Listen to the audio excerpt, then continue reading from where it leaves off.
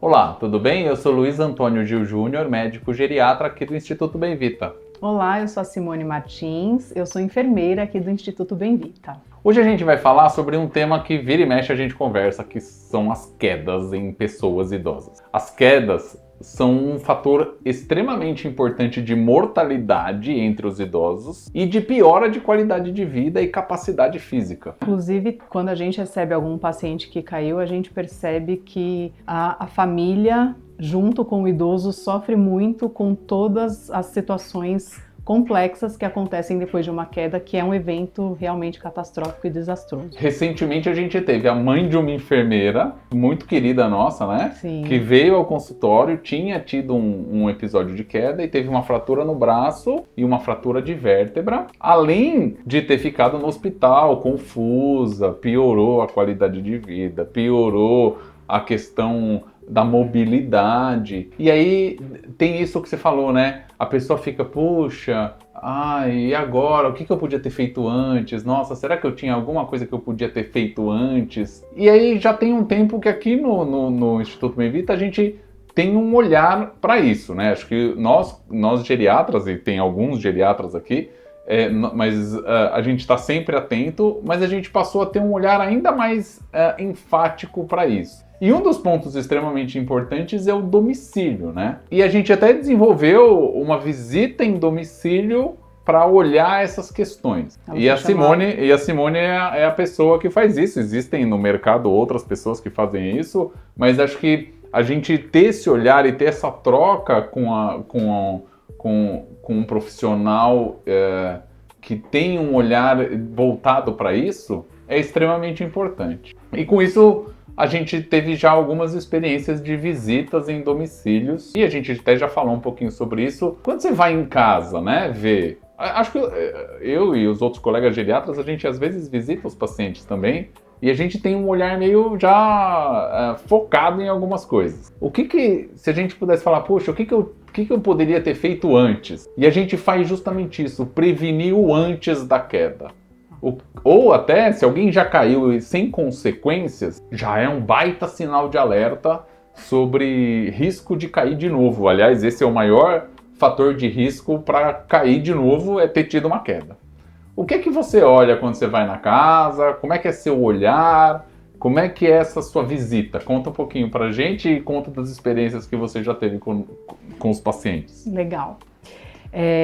Esse caso específico, inclusive, foi bem interessante, né, fazer a visita no domicílio, porque além de se tratar de uma pessoa querida, deu para perceber que ali, além de ter essa idosa que caiu, a casa tinha outras idosas que potencialmente poderiam cair também. Uhum. E realmente a gente tem algumas armadilhas domiciliares que faz com que os pacientes possam, né, cair efetivamente.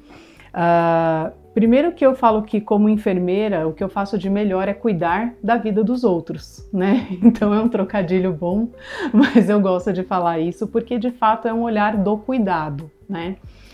E acho que o mais importante que as pessoas entendam é que o risco para quedas, ele não é só ambiental. Então, quando eu vou no domicílio e olho o risco para quedas, eu também olho como o paciente está e como ele se comporta dentro daquele domicílio. O quão frágil ele está e o quão vulnerável, obviamente, está o ambiente para que propicie que ele caia, enfim, e possa ter, né, uma situação mais complexa. Primeiro de tudo, tem uma avaliação, né? Então existe uma avaliação em relação à fragilidade, mas eu pergunto muito sobre a rotina daquela pessoa para entender aonde existe, né, alguma situação que possa comprometer. Como, por exemplo, levanta muito à noite para fazer xixi? Isso é uma situação que pode levar um idoso a cair, muito especialmente porque, assim como todos os seres humanos, a gente levanta de uma vez à noite para fazer xixi, ninguém pensa para poder fazer, né? Levantar, esperar um pouquinho, às vezes uma tontura passar, e a maioria das vezes o ambiente está mal iluminado.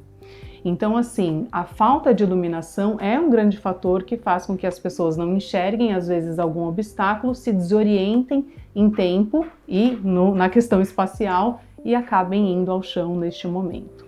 Então, a gente olha como é que está a nutrição, se a pessoa está bebendo água corretamente, se existem muitos móveis pela casa, fazendo com que a pessoa tenha que fazer desvios, né, ao longo do trajeto de locomoção do seu dia a dia. Os tapetes, que eu sei que todos os vovôs e vovós amam, mas aí assim, uma coisa legal para as famílias e para os filhos principalmente, que batalham muito para a retirada dos tapetes, é que essa minha visita de avaliação ambiental, eu sou mais ou menos um ponto de equilíbrio e uma mediadora de conflitos. Então assim, a gente faz uma sugestão, né, eu converso com os idosos e explico como que aquele tapetinho ele pode realmente ser um vilão, e a maioria das vezes dá bastante certo. Isso é uma coisa que eu costumo falar, né? O seu papel, o nosso papel de profissional de saúde é acabar sendo tirar essa pressão do filho, né? Que ele já vira e mexe, entra num embate que ele é infrutífero, né? Sim. Então fica ali brigando para fazer assim, para fazer assado, para tirar a mesinha do meio da sala, para tirar o fio do meio do caminho. Recentemente, um paciente meu, a filha falou, ele fica andando com o ventilador pelos cômodos da casa. Então, o fio está sempre no meio do caminho, né? Então, é um prato cheio, vamos dizer assim, para tropeçar e cair, né? E às vezes é isso, né? É uma coisa que parece boba, né? Mas que acaba causando um transtorno muito grande e um prejuízo para a vida do paciente e para a família, né? É muito relevante, né? Sim. A vestimenta, o calçado, calçado. Então, assim, o calçado é uma coisa que a gente conversa bastante também, que também é um ponto, assim, um pouquinho complexo em relação às famílias, porque todo mundo adora um chinelinho de dedo, mas assim, a gente sabe que do ponto de vista do dia a dia prático, né, é difícil, é muito mais fácil você calçar um chinelo de dedos, mas do ponto de vista do risco de quedas, a gente precisa ter um fecho atrás, um fecho em cima, na frente. Então assim, aí a gente faz uma orientação também voltada para a questão dos calçados e eventualmente, em parceria com um fisioterapeuta, quando a gente entende essa necessidade, principalmente no que tange a questão da mobilidade, será que essa pessoa não está precisando de um dispositivo que a auxilie a caminhar, né?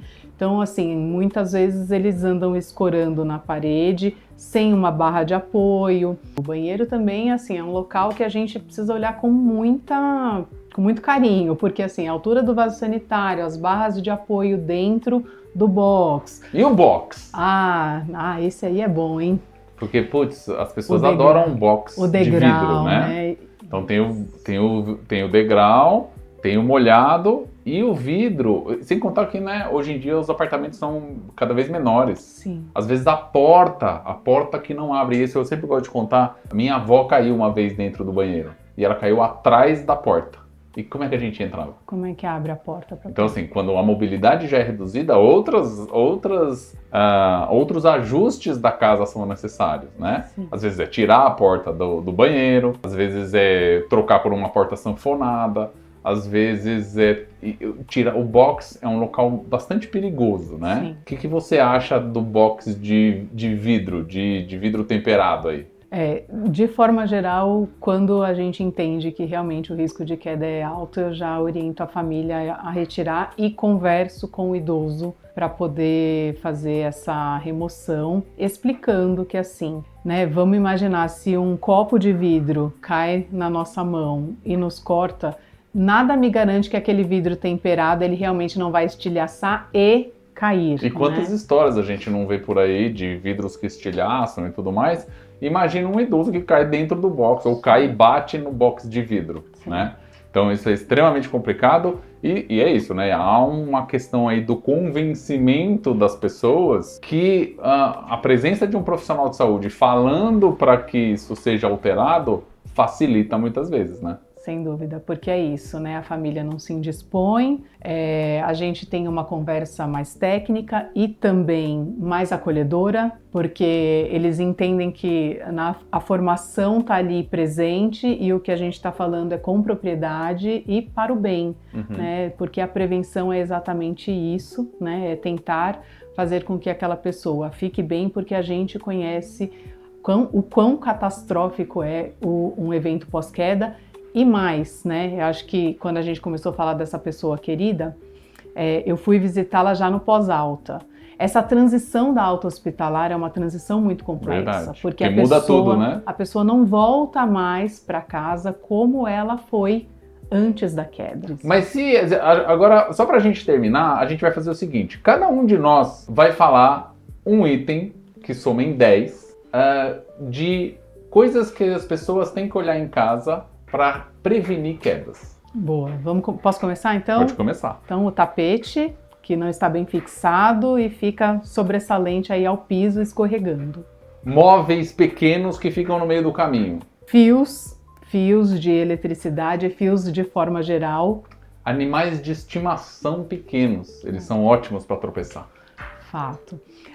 Paredes e corredores muito largos que não tenham um ponto de parada, não tenham um ponto que possa ser um apoio, porque as pessoas às vezes podem se desequilibrar. Medicamentos. Então, o uso de medicamentos para dormir, medicamentos para pressão, isso sempre precisa ser revisado para que a gente diminua o risco de queda. Boa.